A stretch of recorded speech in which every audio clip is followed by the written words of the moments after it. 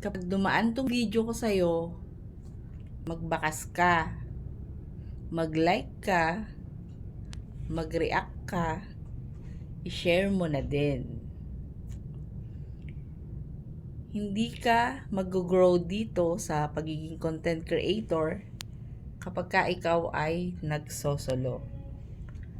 So, dapat marunong kang magbakas. Bakas is the key.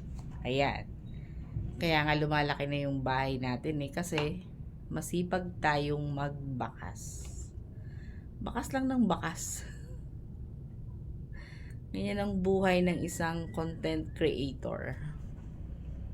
Pasasaan ba at tayo ay magbabiral din in the next few days, months, or years, di ba? Basta tamang enjoy lang habang nagba-vlogs.